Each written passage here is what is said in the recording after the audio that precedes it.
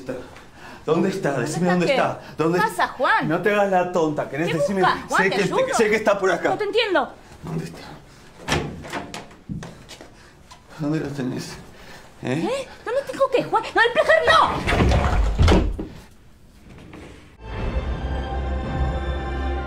俺に敵なんかいない。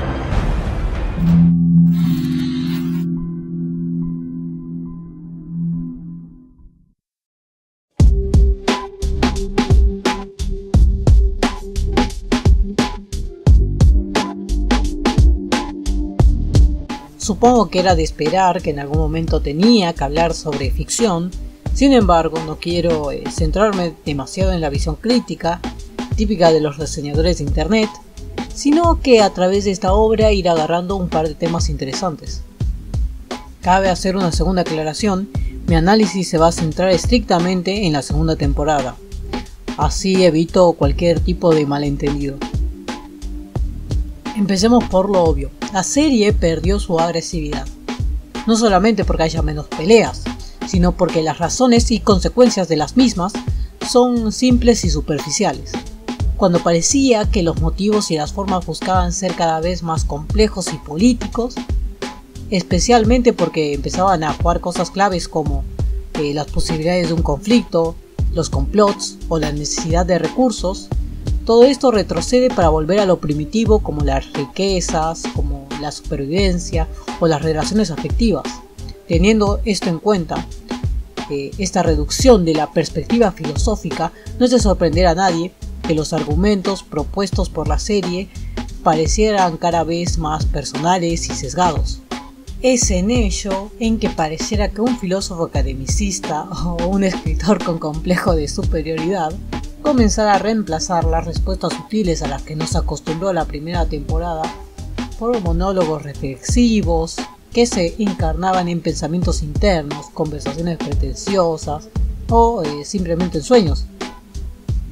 El bosque lleno de ruido variado y natural se vio interrumpido por un megáfono que repetía un solo mensaje, el mensaje que nos alienta a creer que estas guerras solo producen y reproducen dolor, venganza y sufrimiento. Esto fue bastante contradictorio para el espectador despierto, pero ¿por qué? Bueno, durante toda la primera temporada cabría preguntar: ¿sentiste durante todo momento odio, tristeza, lástima o rencor? Me podrían responder que no, debido a que hay adornos que impiden esto. Sin embargo, este razonamiento desvía la pregunta pretendiendo el centro en los elementos accesorios. Así que, ignorando estos elementos, ¿se induce al espectador al odio, a la tristeza, a la lástima o al rencor? Claramente no. Yo digo que si los personajes vivieran en entornos no violentos, no habría razón para que se molestaran en pelear, si no hubiera nada que perder o ganar. ¿Verías la historia de la misma forma si te dijera que debajo de cada acrobacia hay una red? Incluso el espectador más moralista debería indignarse si un personaje con todas las capacidades e intenciones para luchar se viera obligado a contenerse. Está claro que vemos la belleza en esta justicia natural, solo superada por la justicia del esfuerzo artificial. Aquel que se gana su camino no merece la recompensa. Bueno, todo esto o gran parte de esto se pierde para abrir paso a la filosofía de los débiles, cuando la serie consume a aquel personaje que representaba gran parte de lo anterior. Askeladd era el puente de reconciliación con la crueldad, haciendo su victoria algo deseable, no solamente por la ayuda del guión, sino por su contexto y misión. Esto enriquecía la violencia. No se vivía al margen del objetivo, era el vivir a pesar de la culpa. Su vitalidad movía el mundo y lo privaba de la capacidad de no reaccionar. Comparemos ello con la visión de Thorfinn, donde nos presenta que si el mundo lleno de vida requiere sufrimiento, venganza y muerte, es preferible sacrificarse por un mundo libre de culpas. A pesar de lo verosímil de la propuesta, sale a la luz lo antinatural de esta visión. Primero, para llegar a ese punto de vista, no fue necesario que viviera aquello que desea eliminar. Por simple relación de causalidad, eliminas las razones materiales de su filosofía. Es fácil ser hipócrita y cortar la historia en dos, y pretender que por consenso se puede escapar del pasado. El presente claramente es fácil de controlar, pero ¿hacia dónde lleva esta filosofía en futuro? Aquí paso por mi segundo punto. Alguien diría que manifiesto mi descontento sin ningún precedente, pero la serie nos muestra una Islandia que cumple en grandes rasgos con las características exigidas por Thorfinn, una tierra sin esclavos alejada de las guerras. Y no, la respuesta no es seguir escapando, al menos su padre entendió claramente esto. También habría que preguntar, ¿por qué el joven Thorfinn se aburría de su vida pacífica y buscó aventura? Sí, la visión infantil podría ser inmadura y precoz, pero su inconsciente entendía muy bien el entorno. Para eso preguntémonos nosotros, ¿por qué en nuestra sociedad abundan las series de acción más que las series sobre vidas normales y cotidianas, donde abunda la paz? Dudo mucho que tenga que ver con un fetichismo social o un deseo por escasez. Nos hablan mucho de cómo es la vida, cuando la experiencia de vivir en sí no es transmitible por palabras. El arte, por otro lado, puede eludir ese problema. En ese sentido, ¿qué nivel de hipocresía que tiene que tener el autor para reprochar durante toda la segunda temporada esta filosofía del sacrificio por conformismo y propio y ajeno? Claro, es muy fácil hablar de esto cuando se está en una posición cómoda y beneficiada. ¿Qué domesticada tiene que estar la mente del animador japonés para recibir esto o tener que animar esto y no boicotear la producción de raíz? Acá se plantea una idea tramposa de lo que es la paz y la tranquilidad. En la estresante vida de la persona promedio difícilmente te va a decir que prefiere un mundo de conflictos antes que un mundo pacífico. Pero es precisamente porque aquellos conflictos que repudia fueron camuflados y retorcidos.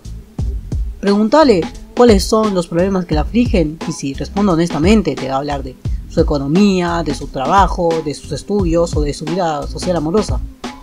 Los conflictos físicos o violentos parece que fueron erradicados. Sin embargo, los violentos y conflictivos del pasado seguramente te responderían lo mismo. La violencia generalizada existía para satisfacer las mismas necesidades. O si no, cabría preguntar qué cosas se satisfacen ahora, así como qué cosas no. Pero en cuanto se escogía una forma de responder, la violencia era una respuesta más frecuente.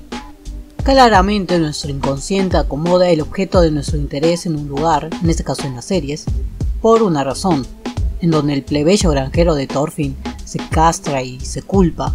Nosotros y el pequeño Thorfinn vemos el contenido de la vida.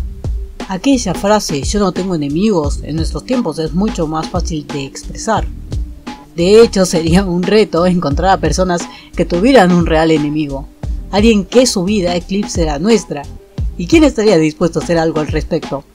Inclinarse hacia una postura que reafirma nuestra posición no es un mérito, y más si de paso esta postura fue prefabricada por el status quo.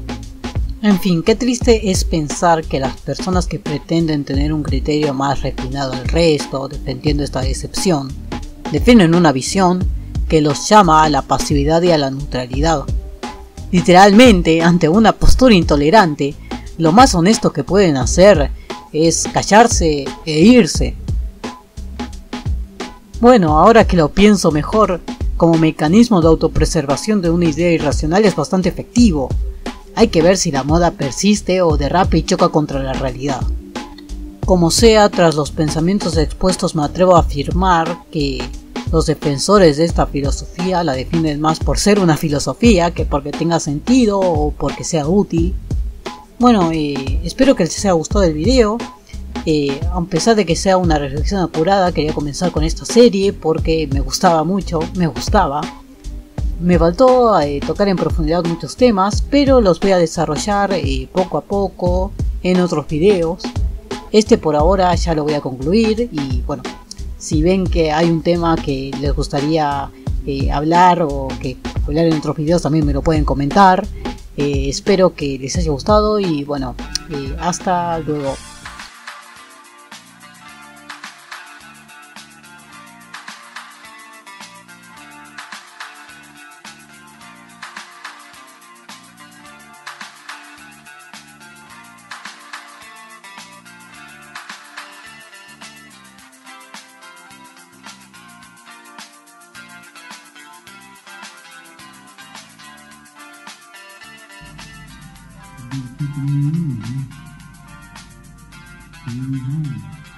Mm-hmm.